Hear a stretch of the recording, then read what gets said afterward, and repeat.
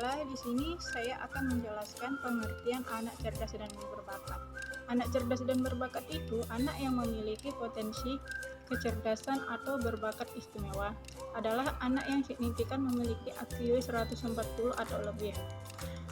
Potensi di atas rata-rata dalam bidang kemampuan umum, akademik khusus, kreativitas, kepemimpinan, seni atau olahraga. Anak berkebutuhan khusus atau cerdas berbakat adalah anak dengan karakteristik khusus yang berbeda dengan anak pada umumnya, tanpa selalu menunjukkan pada ketidakmampuan mental, emosi, dan fisik.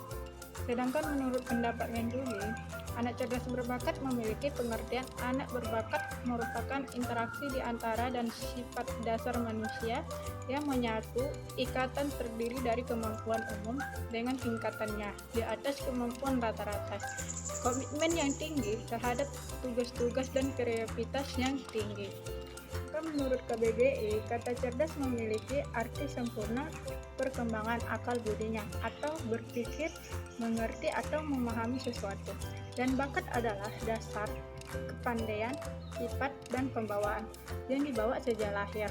Dari definisi tersebut, maka anak berbakat adalah anak yang mempunyai kemampuan yang unggul dari anak rata-rata atau normal, baik dalam kemampuan intelektual maupun non-intelektual, sehingga membutuhkan layanan pendidikan secara khusus.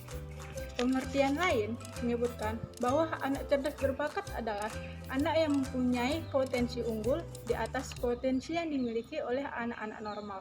Para ahli dalam bidang anak-anak cerdas berbakat memiliki pandangan sama, ialah keunggulan lebih bersifat bawaan daripada manipulasi lingkungan sesudah anak dilahirkan.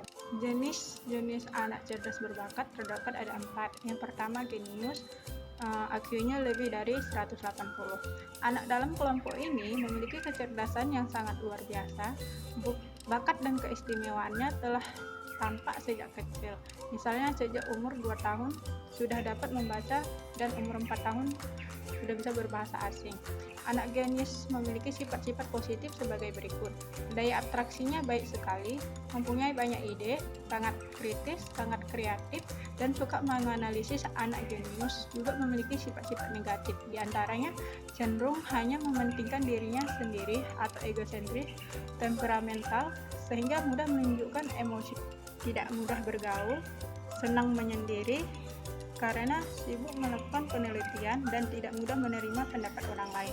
Yang kedua, gifted, IQ-nya 140 sampai 179.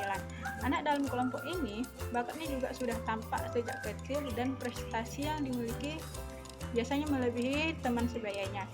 Jika dibandingkan dengan orang normal, kemampuan adjustment-nya terhadap berbagai problem hidup lebih baik, yaitu suatu proses psikososial yang berlangsung dengan cara mengelola tuntutan dalam keseharian dengan memodifikasi diri dan lingkungan di sekitarnya. Anak gifted ini diantaranya memiliki karakteristik mempunyai perhatian terhadap sains, serba ingin tahu, imajinasinya kuat, senang membaca, dan senang akan koleksi.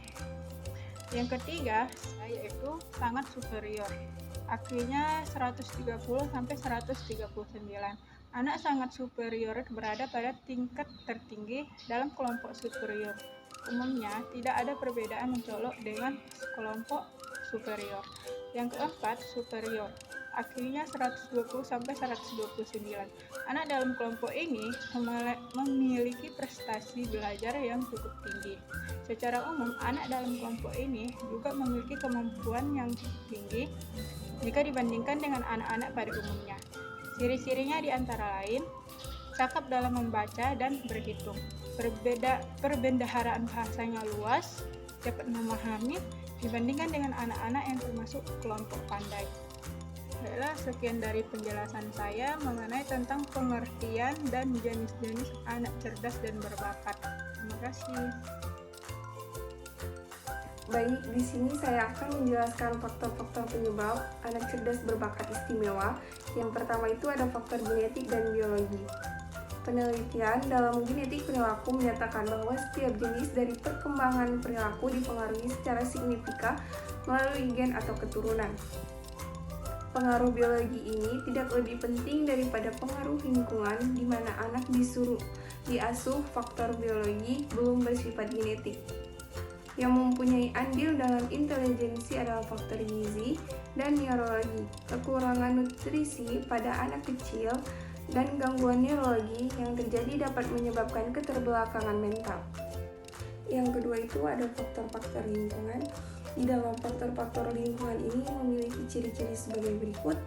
Ciri pertama, seorang dari anggota keluarga, satu atau kedua orang tua, memiliki minat pribadi terhadap bakat anak dan memberikan dorongan besar dalam rasa perkembangannya.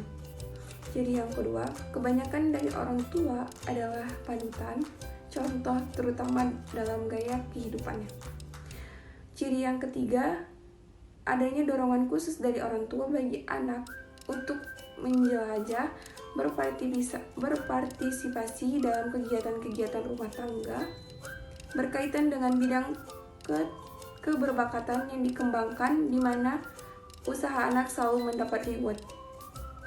Ciri selanjutnya adalah orang tua memberikan jaminan bahwa anak dapat belajar dalam lingkup keberbakatan mereka. Selanjutnya, keluarga menampilkan atau mewujudkan tingkah laku dan nilai yang berkaitan dengan talent, termasuk mengenai jadwal yang jelas dan standar untuk penampilan yang tepat sesuai dengan tahapan perkembangan anak.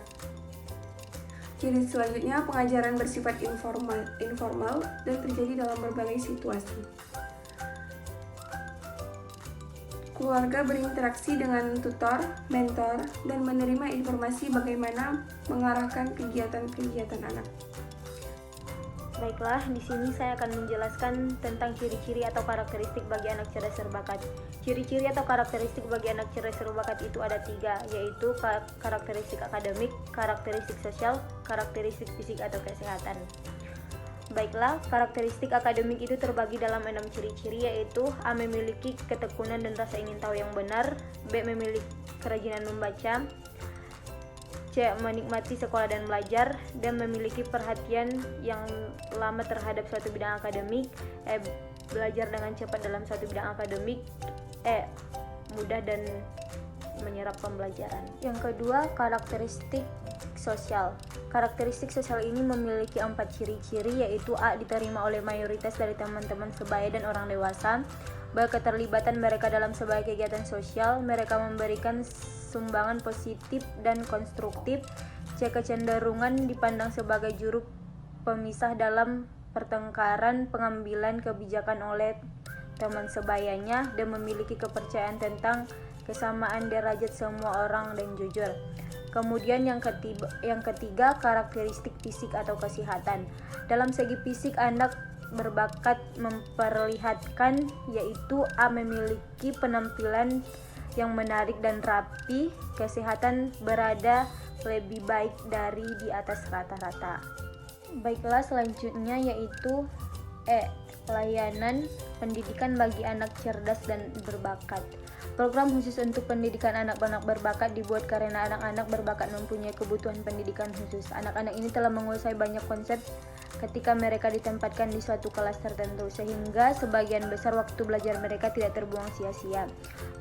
Menurut Winnevener dan Devlin, model layanan pendidikan bagi anak cerdas dan berbakat itu terbagi menjadi 3, yaitu 1. Model inklusi, yang kedua tracking system, yang ketiga model cluster grouping.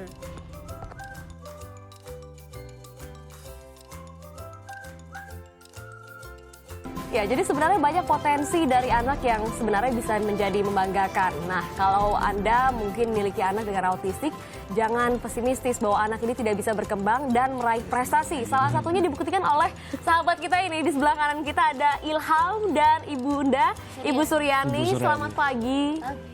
Nah, Ilham, selamat pagi Ilham. Selamat pagi Ilham. Jadi tadi kita sudah sempat bilang Ibu, Ilham ini hafal kode pos seluruh Indonesia, betul ya? Plat nomor seluruh Indonesia, ibu kota provinsi seluruh Indonesia, apalagi Bu yang kabupaten semua dia hafal kode juga. telepon, kode pos. Kode telepon juga sampai hafal. Kok bisa Bu? Ilham sampai menghafal, dia Karena memang dia sering memang baca. sangat menyukai itu, jadi bidang itu terus dibacanya. Dan Ibu memang ngasih buku-buku seperti itu? Secara nggak langsung enggak sih, cuma dia tiap ada apa itu dia baca. Terus menulisnya di tembok. Di tembok rumah? Penuh dong Ibu tembok rumah. Jadi kondisi Ilham ini apa Bu? Ya dia sebetulnya dulunya speech delay atau kan belum bisa bicara. Tapi saat usia 12 tahun berkat sekolah di sekolah citraan ini dia bisa berbicara, terus tulisannya juga bagus sekali. Umur berapa itu baru bisa berbicara? 12 tahun. 12 tahun. Itu pun baru 1, 2, 3 gitu. Oke, hanya bisa menyebut itu? 1, Iya. 2, besoknya dan sampai 3. 10 dan perlu waktu sampai 2 tahun untuk lancar. Dan ini pun sudah semakin baik. Oke, umur berapa sekarang Ilham? Ilham umurnya berapa? 21 tahun. Berapa bulan? 21. 8 bulan. 8 bulan? 1 minggu. 1 minggu. Ada untuk adik lari. Oh, adiknya Rani ya hari ini. Pak adik yang pukul beda. Tidak. Dengar Jadi Rani. jadi betul-betul bisa menghafal detail, bahkan sampai ketika ditanya umur sampai bulan dan berapa Umur Ibu minggunya tahu kali deh. pun dia Tahu. hafal. Umur Ibu berapa Ilham? Umur Ibu Suryani berapa? 45 tahun. Berapa bulan? Ya hitung-hitung lah ini. 9 bulan. Berapa? 5 hari. 5 hari. 5 hari. Soalnya tanggal 3 Juli saya. Langsung hitung 5 hari. Aduh saya bisa lama tuh kalau suruh hitung. Iya Tim, jangan kan suruh ngitung, suruh hafal tanggal ulang tahun istri hafal. Bener. Hafal, harus hafal itu. Wah, bahaya. Iya, harus hafal itu. Bu, tapi kapan tahu bakat pertama kali Ilham ini bisa untuk mengingat hal-hal yang mungkin kita aja sulit Sebetulnya mengingat? sudah lama ya, sejak 5 tahun, tapi tidak berbicara dia. Tapi lewat tulisan dia nulis. Apa tandanya Bu? Umur Ibu Suryani segini. Dia Oh dia sudah bisa tahu. nulis tapi Tulisan sebelum sudah bisa bagus, bicara. ABCD gitu. Oh Tapi jadi dia tidak. Jadi kalau minta apapun Ibu Suryani, manggil saya selalu Ibu Suryani. Ilham ingin apa gitu, ingin apa lewat tulisan. siapa yang mengajari itu? Gini, program di sekolah juga saya terapkan juga di rumah. Jadi ketika Ibu tahu Ilham ini berbakat untuk menghafalkan hal-hal yang sulit, Ibu apa yang Ibu lakukan selanjutnya? Ya saya mengupayakan dia supaya menyamakan program dengan sekolah agar dia bisa mandiri. Oke, jadi di rumah apa saja Bu yang ditulis oleh Ilham tadi selain selain keinginan ya, saya ingin minum atau dan lain-lain. Apa saja dia juga menulis misalnya kabupaten, nama kabupaten juga dia hafal semua, daerah mana, kabupatennya ada berapa dia tahu semua. Boleh Di nggak provinsinya? ajak Wah, kita ajak boleh, ini coba. Bu, tanya-tanya deh kalau gitu ya. Ilham, kita akan main kuis. Mau ya? Mau. Main kuis. Oke. Mau, ya. Beda. Oh, peta. Oke, peta. Kita main kuis dari ibu kota provinsi dulu deh, boleh ya? Nah, tapi gini kita Tapi tadi menarik tuh. Ingat kabupaten ya? Iya. Jumlah kabupaten tahu ya? Dia menyebutkan. Oh, menyebutkan? daerahnya mana. Waduh. dia sudah mau baca Kalau contekan saya. banyak, kalau ada ribuan kabupaten gawat juga. Rote. Indah. Baca ya. Nanti kita akan coba ya. Hafal atau tidak. Kabupaten, apa yang Ilham suka? Selain hafal ibu kota provinsi, Kode pos kode pos? Suka juga hafal kode, Kode pos? pos di mana Bu? di mana aja misalnya Masa kode pos saya dia tahu? ya tinggal di mana dia menyebutkan. Kebun jeruk. Kebun jeruknya di mana dia harus. Kebun jeruk Pesanggerahan. Ilham, Pesanggerahan Kebun Jeruk. Kode posnya berapa? Besarkan. Pesanggerahan Kebun Jeruk, Jakarta Barat. Ya. 11.620. 11, 6, 20, benar? Benar. Wow. Saya juga mau. Oke. Saya mau uji yang lain, saya nggak hafal soalnya, jadi saya nggak bisa uji juga. Wow, itu Begitu benar ya, loh. hafal ya. Kalau di Coba, Glory. Pulau Mas, Pulau Masnya, Pulau Masnya. daerah Pulau Masnya di Kayu Putih, Kayu Putih, Pulau Mas, Jakarta, Jakarta Timur. Jakarta Timur. Kayu Putih, Pulau Mas, Jakarta Timur. Kode posnya 13.210. 13.210. Memang dia artikulasinya belum jelas, tapi dia lewat tulisan. Coba ini kita Itu saya barusan dibisiki nih. taunya itu kemarin loh Bu. Kode pos saya itu Ini 13.210. dibisiki, coba dibisiki lagi. Kelurahan Bungur, Kecamatan Senen, Jakarta Pusat. Oke, Ilham, Kelurahan Bungur, Kecamatan Senen, Jakarta Pusat. Kode posnya berapa? Kelurahan Bungur. Gunung. Bungur. 10. 10.460. 10.460, betul? Ini produser saya teriak, ih bener kan? Wow, hebat sekali ya. Kalau gitu Ilham ini bisa part time di kantor pos. Betul, dia pasti hafal semuanya. Ini dari buku apa itu Bu, baca seluruh kode pos Di dan Yellow plat nomor? Pages. Oh, Yellow Pages. Udah hafal semua dia itu. Itu Ilham memang mengingat semua yang dia lihat ya Bu? Iya, dan dia suka, jadi dia selalu menghafal itu. Oke. Tapi sisi lain dari Ilham, dia tuh dia ingin kabur dan ingin ambil buku Yellow Pages yang terbaru, selalu begitu. Kepingin Jadi baca sering lagi, hilang. baca lagi. Ibu, ini menarik nih soal sering hilang. Apakah Ilham juga hafal jalan pulang atau peta lokasi? Hafal nggak Bu? Dia pernah hilang paling lama 8 bulan. Saya sudah mencarinya kemana-mana. Saya pikir tidak akan kembali. Tapi saya terus berdoa, 8 bulan kemudian dia balik. Jadi begini secara teori, dia penghafal peta dan dia kalau belum puas sampai tujuan di Bali, dia tidak akan pulang dan tiba-tiba jam 4 pagi kembali ke rumah. Kembali. Iya. Jadi Dengan rambut yang gondrong dan kuku yang panjang. itu makanya Ilham tadi minta peta ya. Ilham memang senang sekali melihat peta ya. Peta. Peta tuh. Jakarta, Jabodetabek. Tabek. Yes. Ilham duduk tenang dulu dia. Hafal sekali dia peta ya. Jadi 8 Buku bulan peta. itu sempat panik Jakarta, dong Bu. Panik sekali. Jabodetabek. Akhirnya ditemukannya dia pulang sendiri. Pulang sendiri. 2006. Dan dia melewati 2006. momen hari raya. Dari jendela dia bilang, Ibu Suryani, mohon maaf lahir dan batin. Oh. Wow, hebat. Bu, Hebat. jadi kalau Ilham suka kabur begini harus dijaga dong Bu ya. Iya. Meskipun tidak khawatir dia bisa pulang sendiri ke rumah begitu. Terkadang juga dari motor juga dia lompat. Kenapa itu Bu? Dia ada keinginan yang belum dia dapatkan. Misalnya, Jadi dia- ini harus beli peta ini, harus gitu. Oh, dan dia akan Dia harus update terus. Dapruasi Nova. dia lakukan langsung ya. Dia tidak ragu-ragu, langsung dia lakukan ya kalau memang ada keinginan itu. Oke, nanti kita coba lagi ya. Kita coba lagi. Tapi catatannya Di adalah rumah. kita pakai contekan. Karena saya kemampuan saya tidak sampai kayak Ilham. Jadi kita Kita pakai harus contekan. perlu bantuan ini ya. Betul. Ibu Suryani adalah putra pertama Bu ya? Iya. Ada adik-adik Ilham Ada lagi ya? adiknya 2 perempuan. Bagaimana adik-adiknya Bu? Bisa juga menghafal? Alhamdulillah adik-adiknya tuh pintar juga sama. Kondisi secara kesehatan apakah sama Dua dengan Ilham? adiknya alhamdulillah normal. Tapi intelijennya Iya. sama gitu Bu, Tapi kadang-kadang intelijensianya. dimanfaatkan. Ilham kan tulisannya bagus, Iya. ada PR. I Iya, tolong see. kerjakan. Baik adik Rani. Di sini sudah sekolah. Ya hari Senin sekolah. Hari Senin sudah sekolah. sudah Ilham sekolah. sekarang kelas Senang berapa ya? Bu? Tingkat S2. HS2. HS2. Dia senang sekali ya sekolah ya Bu? Iya. Apa kegiatannya sih kalau di sekolah? Banyak. Misalnya dia kalau pagi membuat jurnal gitu. Lalu di sana juga ada berkuda, ada Oh, oke. berenang. Nanti mungkin dari yayasan nanti akan menjelaskan, kita akan hadirkan sesaat lagi apa yang dilakukan oleh Ilham, apa yang mereka latih pada Ilham ini sampai Ilham luar biasa bisa menghafal segitu Iya, banyak. termasuk juga main kuis tadi saya ingin tebak-tebakan nama ibu kota provinsi dan Iya. juga plat mobil nanti sama Ilham. Usai jeda.